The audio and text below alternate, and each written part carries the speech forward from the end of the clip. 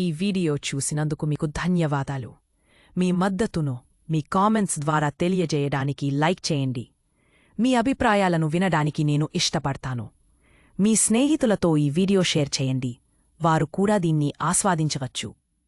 మరియు మీరు ఎటువంటి క్రొత్త సమాచారాన్ని కోల్పోకుండా ఉండటానికి ఈ ఛానల్ని సబ్స్క్రైబ్ చేసి నోటిఫికేషన్స్లను ఆన్ చేయండి.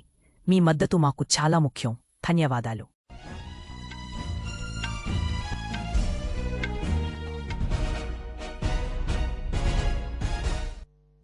ఆకాశవాణి వార్తలు చదువుతోంది ఎంట్రపాటి మాధవీలత.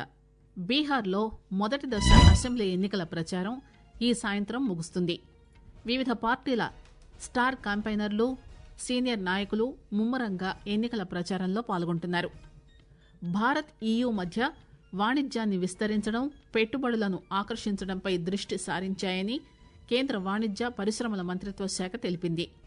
వన్డే ప్రపంచ కప్ టైటిల్ విజేతగా నిలిచిన భారత మహిళల క్రికెట్ జట్టుకు BCCI 51 కోట్ల రూపాయల నజరానా ప్రకటించింది. ఆంధ్రప్రదేశ్, తెలంగాణతో సహా పలు రాష్ట్రాల్లో ఈరోజు ఉరుములు, మెరుపులతో కూడిన వర్షాలు కురిసే అవకాశం ఉందని భారత వాతావరణ శాఖ తెలిపింది. బీహార్లో మొదటి దశ అసెంబ్లీ ఎన్నికల ప్రచారం ఈ సాయంత్రం ముగుస్తుంది. 18 జిల్లాల్లోని 121 అసెంబ్లీ నియోజకవర్గాల్లో మొదటి దశలో ఈ నెల 6న పోలింగ్ జరుగుతుంది. స్టార్ క్యాంపెయినర్లు, ఎన్డీఏ, మహాగఠబంధన్, పోటీలో ఉన్న ఇతర పార్టీల సీనియర్ నాయకులు ఈరోజు ముమ్మరంగా ఎన్నికల ప్రచారంలో పాల్గొంటున్నారు. బీజేపీ జాతీయ అధ్యక్షులు జేపీ నడ్డా ఈరోజు భోజ్పూర్, గయాజీల్లో ఎన్నికల ర్యాలీలను ఉద్దేశించి ప్రసంగిస్తారు. రక్షణ మంత్రి రాజ్నాథ్ సింగ్ వైశాలి, పట్నా, సహర్సా, ముంగేర్ జిల్లాల్లో బహిరంగ సభలను ఉద్దేశించి ప్రసంగిస్తారు. కేంద్ర హోంమంత్రి అమిత్ షా దర్బంగా, తూర్పు చంపారన్, పశ్చిమ చంపారన్ జిల్లాల్లో ఎన్డీఏ అభ్యర్థులకు మద్దతుగా ప్రచారం చేస్తారు. మహాగఠబంధన్ నుండి సీనియర్ కాంగ్రెస్ నాయకుడు రాహుల్ గాంధీ గయాజీ, ఔరంగాబాద్లలో ప్రచారం చేస్తారు. మహాగఠబంధన్ ముఖ్యమంత్రి అభ్యర్థి తేజస్వీ ప్రసాద్ యాదవ్ సమస్తిపూర్, బేగుసరాయ్, సహర్సా, దర్బంగా, ముజఫర్పూర్, వైశాలి జిల్లాల్లోని వివిధ నియోజకవర్గాల్లో 17 ఎన్నికల సమావేశాలను ఉద్దేశించి ప్రసంగిస్తారు. సమాజ్వాదీ పార్టీ అధ్యక్షుడు అఖిలేష్ యాదవ్ మహాగఠబంధన్ అభ్యర్థులకు మద్దతుగా గయాజీలో జరిగే బహిరంగ సభలో ప్రసంగిస్తారు. బీహార్ ఎన్నికల ప్రచారంలో భాగంగా మేరా బూత్ సబ్సే మజ్బూత్ అంశంపై ప్రధానమంత్రి నరేంద్ర మోదీ ఈరోజు బీహార్ మహిళలతో ముచ్చటిస్తారు. అసెంబ్లీ ఎన్నికల్లో ఎన్డీఏను గెలిపించడంలో మహిళలు కీలక పాత్ర పోషించబోతున్నారంటూ ఆయన సామాజిక మాధ్యమ పోస్టులో పేర్కొన్నారు. ప్రచారంలో మహిళలు చురుగ్గా పాల్గొనడం బలమైన ప్రజాస్వామ్య ప్రక్రియను సూచిస్తోందన్నారు. ఓటర్ల జాబితా ప్రక్షాళనలో భాగంగా కేంద్ర ఎన్నికల సంఘం ఈ రోజు నుంచి 9 రాష్ట్రాలు, 3 కేంద్రపాలిత ప్రాంతాల్లో ప్రత్యేక సమగ్ర సవరణ ప్రక్రియను చేపడుతుంది. పశ్చిమ బెంగాల్, తమిళనాడు, కేరళ, ఉత్తరప్రదేశ్, రాజస్థాన్, మధ్యప్రదేశ్, గుజరాత్, గోవా, ఛత్తీస్గఢ్, అండమాన్ నికోబార్ దీవులు, లక్షద్వీప్, పుదుచ్చేరి ఈ జాబితాలో ఉన్నాయి. ఈ రాష్ట్రాలు, కేంద్రపాలిత ప్రాంతాల్లో మొత్తం 51 కోట్ల మంది ఓటర్లున్నారు. ఈ రోజు నుంచి డిసెంబర్ 4వ తేదీ వరకు ఈసీ ఓటర్ల వివరాల సేకరణ నిర్వహిస్తుంది. డిసెంబర్ 9న ఓటర్ల జాబితా ముసాయిదాను విడుదల చేస్తుంది. వచ్చే ఏడాది ఫిబ్రవరి 7న తుది ఓటర్ల జాబితా ప్రచురణతో ప్రత్యేక సమగ్ర సవరణ ముగుస్తుంది. ఈ జాబితాలోని పశ్చిమ బెంగాల్, తమిళనాడు, కేరళ, పుదుచ్చేరిల్లో 2026లో ఎన్నికలు నిర్వహిస్తారు. అస్సాంలోనూ వచ్చే ఏడాది ఎన్నికలు ఉండగా అక్కడ ప్రత్యేక సమగ్ర సవరణ ప్రక్రియ కోసం ప్రత్యేక తేదీని ప్రకటిస్తారు. మరోవైపు తొలి విడతలో భాగంగా బీహార్లో 7.42 కోట్ల మంది ఓటర్ల జాబితాను ఈసీ సెప్టెంబర్ 30న ప్రచురించింది.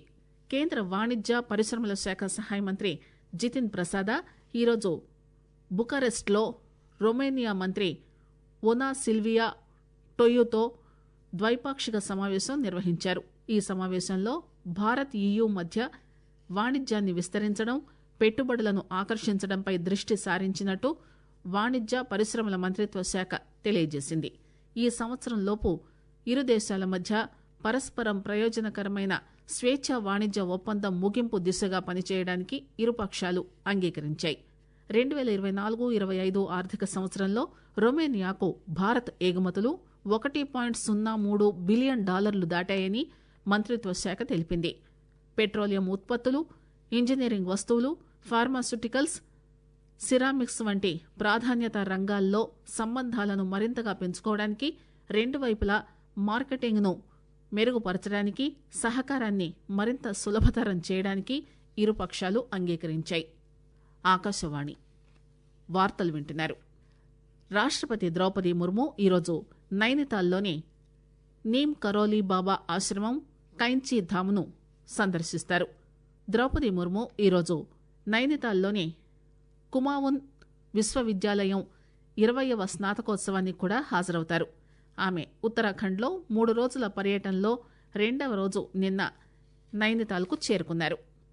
హైదరాబాద్ మెట్రో రైలు 2వ దశకు సంబంధించి సవరించిన సవివరమైన ప్రతిపాదనలను తెలంగాణ రాష్ట్ర ప్రభుత్వం ఇంకా కేంద్ర ప్రభుత్వానికి సమర్పించాల్సి ఉందని కేంద్ర బొగ్గు గనుల శాఖ మంత్రి జి కిషన్ రెడ్డి తెలిపారు.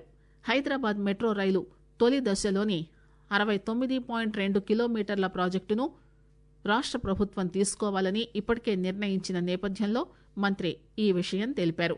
ఈ ఒప్పందంపై కేంద్రానికి ఇంకా అధికారికంగా సమాచారం అందలేదని కూడా మంత్రి తెలియజేశారు. ఆదివారం అమెరికాలోని శాన్ ఫ్రాన్సిస్కో నుంచి ఢిల్లీకి బయలుదేరిన ఎయిర్ ఇండియా విమానం అనుమానిత సాంకేతిక సమస్య కారణంగా మంగోలియాలోని ఉలాన్ బతర్లో ముందు జాగ్రత్తగా దారి మళ్లించారు. విమానం ఉలాన్ బాతర్లో సురక్షితంగా ల్యాండ్ అయిందని, అవసరమైన తనిఖీలు జరుగుతున్నాయని ఎయిర్ ఇండియా సోషల్ మీడియా పోస్టులో తెలిపింది. వీలైనంత త్వరగా ప్రయాణికులను వారి వారి గమ్యస్థానాలకు చేర్చడానికి ప్రయత్నిస్తున్నట్టు ఎయిర్లైన్స్ తెలియజేసింది.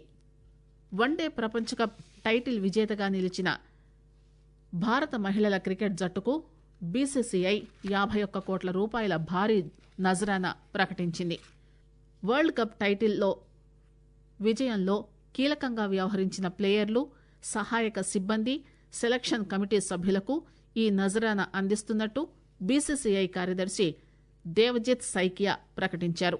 అద్భుతమైన ప్రదర్శనతో జట్టుకు చారిత్రక విజయం అందించిన వారందరికీ గుర్తింపుగా నగదు ప్రోత్సాహం ఇస్తున్నట్టు తెలియజేశారు. पूरा भारत अपनी क्रिकेट टीम की सफलता से बहुत खुश है. ये भारत का पहला विमेन्स वर्ल्ड कप है.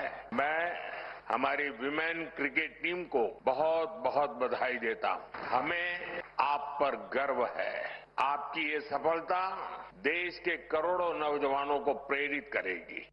అండమాన్ నికోబార్ దీవుల్లో ఈరోజు ఉరుములు, మెరుపులు, ఈదురుగాలులతో కూడిన వర్షం కురిసే అవకాశం ఉందని భారత వాతావరణ శాఖ తెలియజేసింది.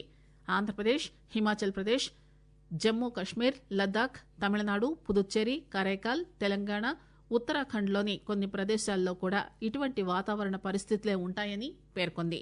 అండమాన్ సముద్రం, తూర్పు మధ్య బంగాళాఖాతంలోని కొన్ని ప్రాంతాలు, ఈశాన్య బంగాళాఖాతంలోని పరిసర ప్రాంతాల్లో కూడా తుపాను వాతావరణ పరిస్థితులుంటాయని వాతావరణ శాఖ అంచనా వేసింది. ఎకరానికి 7 క్వింటాళ్ల పత్తినే కొనుగోలు చేయాలనే సీసీఐ నిబంధనను కేంద్ర ప్రభుత్వం వెంటనే ఎత్తివేయాలని తెలంగాణ రాష్ట్ర వ్యవసాయ మంత్రి తుమ్మల నాగేశ్వరరావు డిమాండ్ చేశారు. 20 వరకు తేమ శాతం ఉన్నప్పటికీ కొనాలని కోరారు. ఈ మేరకు కేంద్ర జౌళి శాఖ మంత్రి గిరిరాజ్ సింగ్కు సీసీఐ ఎండీ లలిత్ కుమార్ గుప్తాలకు మంత్రి నిన్న లేఖ రాశారు. వార్తలు ముగించే ముందు విశేషాలు మరోసారి. బీహార్లో మొదటి దశ అసెంబ్లీ ఎన్నికల ప్రచారం ఈ సాయంత్రం ముగుస్తుంది. వివిధ పార్టీల స్టార్ క్యాంపెయినర్లు, సీనియర్ నాయకులు ముమ్మరంగా ఎన్నికల ప్రచారంలో పాల్గొంటున్నారు. భారత్ ఈయూ మధ్య వాణిజ్యాన్ని విస్తరించడం, పెట్టుబడులను ఆకర్షించడంపై దృష్టి సారించాయని కేంద్ర వాణిజ్య పరిశ్రమల మంత్రిత్వ శాఖ తెలిపింది. వన్డే ప్రపంచకప్ టైటిల్ విజేతగా నిలిచిన భారత మహిళల క్రికెట్ జట్టుకు బీసీసీఐ 51 కోట్ల రూపాయల నజరానా ప్రకటించింది. ఆకాశవాణి వార్తలు ఇంతటితో సమాప్తం. తిరిగి మధ్యాహ్నం 1:10 ప్రాంతీయ వార్తలు వింటారు. Thanks for watching. Like to show your support? Comment below. I would love to hear your thoughts. Share this video to your friends who may enjoy too. Subscribe and turn on notifications so that you never miss an update. Your support means a lot. Thank you.